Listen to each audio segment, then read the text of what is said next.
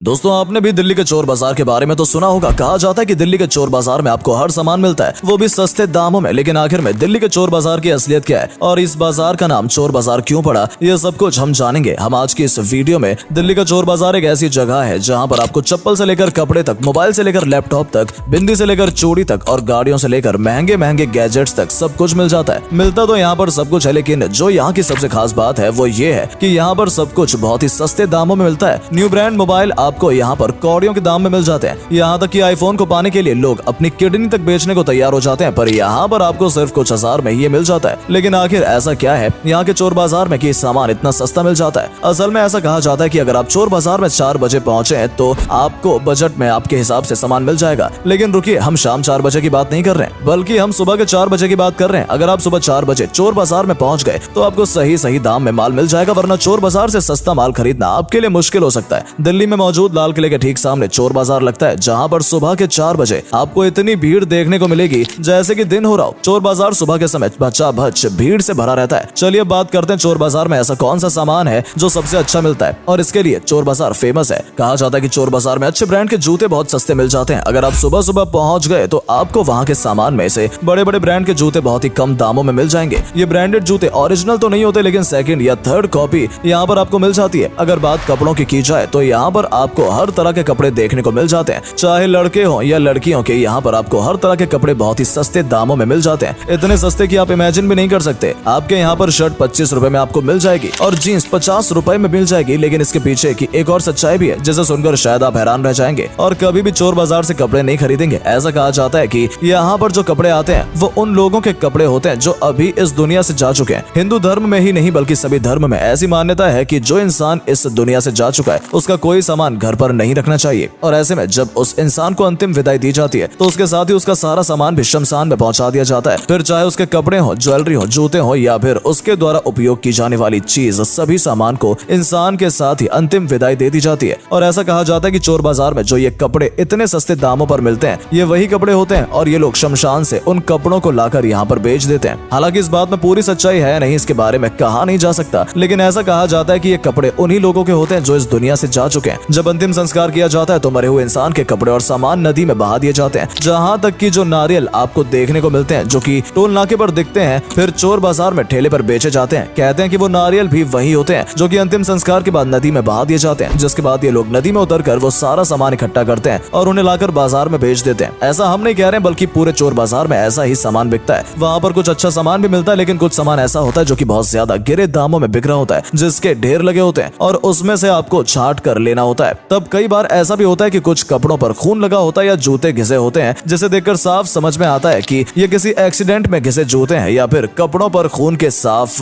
दाग समझ में आते हैं कि ये किसी डेड बॉडी के कपड़े हैं। कई कपड़े थोड़े बहुत फटे हुए भी होते हैं, जिन्हें देखकर समझ में आता है कि ये किसी हादसे में फटे हैं। और यही वजह है कि सिर्फ 25 या 50 रुपए में आपको ये कपड़े चोर बाजार में मिल जाते हैं। अब चोर बाजार में आप थोड़ा अंदर जाते हैं तो जामा मस्जिद के एकदम सामने आपको मीना बाजार देखने को मिलता है। इस मीना बाजार में चोरी का सामान माल बिकने के लिए आता है। ये माल वही होता है जो चोरी किया हुआ होता है और यहाँ पर लाकर कम दामों में बेचा जाता है। यहाँ पर भी सुबह सुबह जाकर कम दामों में माल खरीदा जा सकता है। यहाँ पर आपको इलेक्ट्रॉनिक से लेकर गाड़ियों तक सब कुछ खरीदने को मिल जाता है। TV, fridge, scooty, headphones, washing machine, यहाँ तक कि रोलेक्स की 2.5 लाख में मिलने वाली घड़ी आपको सिर्फ 45,000 में मिल जाती है। हालांकि इस बात पर कोई विश्वास नहीं करता, लेकिन दुकान वाले भी आपको पूरी गारंटी देने के लिए तैयार होते हैं। यहाँ पर आपको जिम के सभी इंस्ट्रूमेंट्स देखने को मिल जाएंगे जो कि सेकंड हैंड होते हैं। इसके अलावा अगर मोबाइल फोन की बात करें तो आपको एंड्रॉइड से लेकर आईफोन तक सभी कुछ चोर बाजार में मिल जाता है। हालांकि लोग इसे खरीदना कम ही पसंद करते हैं क्योंकि ये चोरी का माल होता है और सभी को पता होता है कि इन्हें ट्रैक किया जा सकता है। एंड्रॉइड को तो एक बार लोग फिर भी खरीद लेते हैं, लेकिन आईफोन को खरीदने से पहले 2 बार सोचते हैं। आपको जानकर हैरानी होगी कि चोर बाजार में आपको कोई भी शॉप देखने को नहीं मिलेगी। सारा माल आपको मैदान में ही पसरा मिलेगा। यहाँ पर किसी की कोई परमानेंट दुकान नहीं होती, जहाँ जिसे जगह मिलती है अपना सामान लगाकर बेचना शुरू कर देते हैं। सुबह 4 बजे से मार्केट शुरू हो जाता है और 11 बजे तक खत्म भी हो जाता है। चोर बाजार का जो मीना मार्केट है वहाँ पर आपको सिर्फ कैश में पेमेंट करनी होती है, क्योंकि वहाँ पर आपको पूरा माल चोरी का मिलता है और चोरी के माल कोई भी ऑनलाइन पेमेंट करके ना खरीदना चाहता है ना ही बेचना, इसलिए वहाँ पर आपको कैश पेमेंट ही करनी होती है। इसके अलावा अगर आप किसी जगह से सामान खरीद रहे हैं तो आजकल ऑनलाइन पेमेंट का सिस्टम भी चालू हो गया है। लेकिन एक और जो जरूरी बात हम आपको बताना चाहते हैं वो ये है कि चोर बाजार में आपकी भी चोरी हो सकती है, इसलिए जब भी आप इस मार्केट में जाएं तो सतर्क रहें। और अगर आप इस मार्केट में चलते हुए फोन पर बात कर रहे हैं तो आपका फोन चोरी होना तय है। ये पूरी गैंग होती है जो सब तरफ से घेर कर आपको फंसा लेती है और आपका फोन गायब कर लेती है। इसके अलावा आपके साथ स्कैम भी हो सकता है, इसलिए कोई भी सामान लें तो पूरी तरह से जांच परख कर ही लें और देख कर ही लें, वरना लोग आपको बेवकूफ भी बना सकते हैं। यहाँ तक कि अगर आप अपनी कार से जा रहे हैं तो उसे भी कहीं सही जगह पर पार्किंग करके खड़ी करके जाए, वरना कुछ समय बाद ही आपको आपकी ही गाड़ी के अस्थि पंजर चोर बाजार में बिकते हुए नजर आएंगे और आप कुछ कर भी नहीं पाएंगे। इसलिए अगर आप भी मन बना रहे हैं चोर बाजार या मीना बाजार में सामान खरीदने का, तो हमेशा सतर्क रहें, क्योंकि आपकी जेब तो कट ही सकती है, साथ ही आपकी गाड़ी भी चोरी हो सकती है। चोर बाजार जाते समय एक बात का और ध्यान रखें, वहाँ पर किसी भी इंसान से आपको भिड़ना नहीं है। आपको जो भी सामान खरीदना है आप मोल भाव करके खरीद सकते हैं, लेकिन अगर आपने ज्यादा दिमाग लगाया तो इन लोगों की पूरी गैंग वहाँ पर होती है। ये लोग झगड़ा और मार कुटाई करने में भी पीछे नहीं रहते। इसलिए अगर आप चोर बाजार में खरीदारी करने जा रहे हैं तो शांति से काम लें। इसके अलावा अगर आप जेब से पर्स लेकर चल रहे हैं तो आपकी जेब कटनी पक्की है। आपको जेब में कैश अगर रखना है तो कम मात्रा में रखें और अपने दोनों हाथ जेब में डालकर चलें, ताकि कोई आपकी जेब न काट सके। हम आपको ये भी बता दें कि चोर बाजार की भीड़ में ग्राहक कम और चोर ज्यादा होते हैं, जिनकी नजर हर पल आप पर होती है और मौका मिलते ही वो आपको लूट लेते हैं। तो ये वीडियो देखकर आपको समझ में आ गया होगा कि चोर बाजार की सच्चाई क्या है। तो जब भी चोर बाजार जाएं, इन बातों का खास ध्यान रखें।